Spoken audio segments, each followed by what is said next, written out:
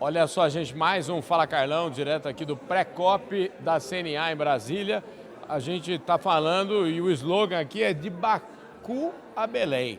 E quem participou de um painel aqui foi o nosso querido Daniel Vargas.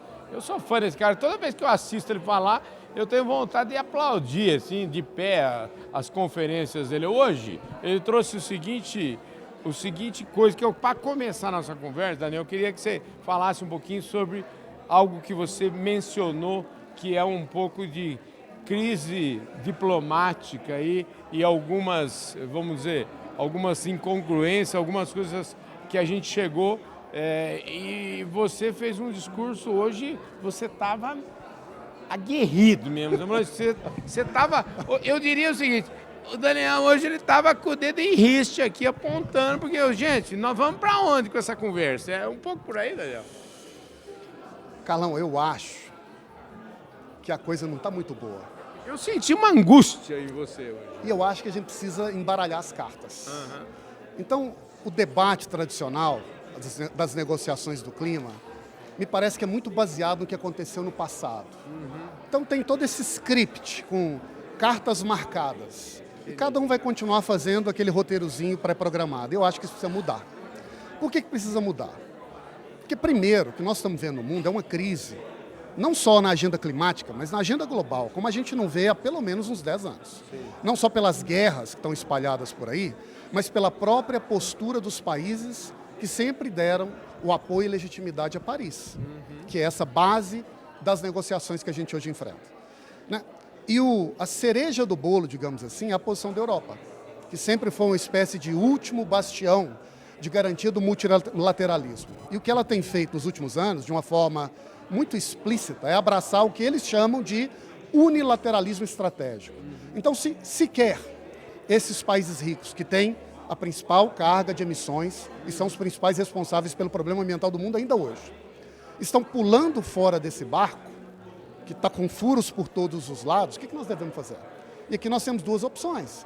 Nós vamos fingir que nada está acontecendo e vamos esperar esse barco terminar de afundar, ou a gente vai adotar uma postura diferente, colocar os pingos nos is, chamar a responsabilidade, mas também sugerir um roteiro alternativo para ver se o mundo avança. Nisso aí, você fez uma avaliação lá importante, onde você mostrou aí o que aconteceu nos últimos, de crescimento do mundo nos últimos 200 anos, que embutiu um custo oculto.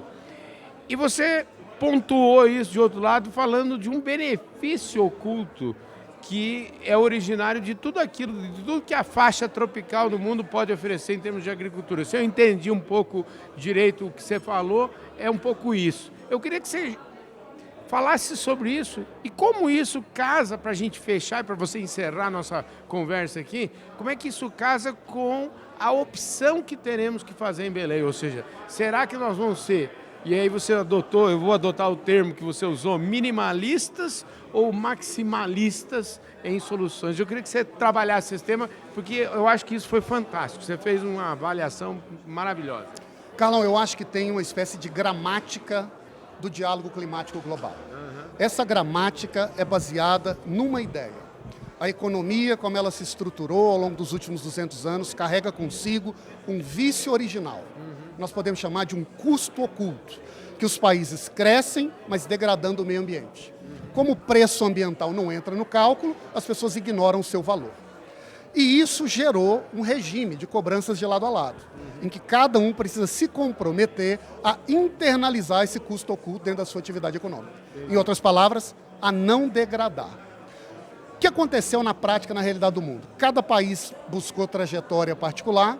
O mundo hoje vive administrando crise e nós vamos debater se a gente vai apagar o incêndio daqui ou dali. O que eu acho que o Brasil tem de oportunidade nesse cenário? A nossa realidade mostra que ao lado desse custo oculto existe uma outra coisa que o mundo ainda não sabe reconhecer, um benefício oculto da atividade produtiva tropical. Porque quando a gente planta bem feito, a gente presta um serviço ambiental ao planeta. Quando o agricultor tem um excedente de reserva legal, ele está dando uma contribuição ambiental.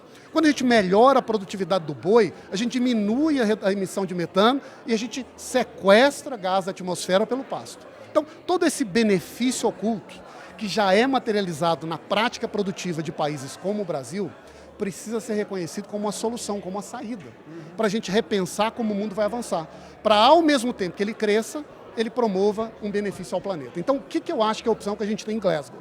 Que a gente tem, Não, aqui em Belém. que a gente tem em Belém no ano que vem. Estava me lembrando do nosso encontro no passado. Mas a opção que a gente tem em Belém é, nós vamos simplesmente obedecer esse roteiro estabelecido e dizer, olha, nós vamos pelo menos agora preservar a floresta, já que não tem saída para o mundo, pelo menos vamos preservar aqui o último paraíso que o mundo ainda não destruiu. Ou nós vamos ir além, chamar o mundo à responsabilidade e oferecer um roteiro novo para a gente pensar o desenvolvimento do planeta, que tenha como base não só a redução de emissões, que os ricos têm que fazer, mas, sobretudo, os sequestros e remoções, os benefícios ambientais que a produção do mundo tropical oferece ao planeta. Então, eu creio que essa é uma rota que nós podemos e devemos abraçar. E, Carlão, sabe o que é importante? Não é só como um lobby estratégico de um setor. Sim. É porque eu acho que isso é algo importante e valioso para todo o planeta, que tem um potencial de mobilizar os trópicos. Sim. E essa agenda oculta, desperdiçada, esse povo que nunca entrou na agenda climática porque não sabia entender o que significava, agora tem uma razão para trabalhar por isso. E é uma maneira, portanto, a gente conseguir finalmente conciliar crescimento econômico, inclusão produtiva, com a tão importante sustentabilidade. Maravilha, gente. Ó, mais prateleira de cima do que isso, ó, eu não consigo fazer, não. Ei, Daniel, parabéns, viu? Obrigado, Carlão. Sempre uma honra te ver. Show de bola, gente. Nos vemos daqui a pouco em Baku? Com certeza. Semana que vem estamos lá, gente. Estamos lá. Semana que vem é direto de Baku. Vamos que vamos, gente. Fala, Carlão!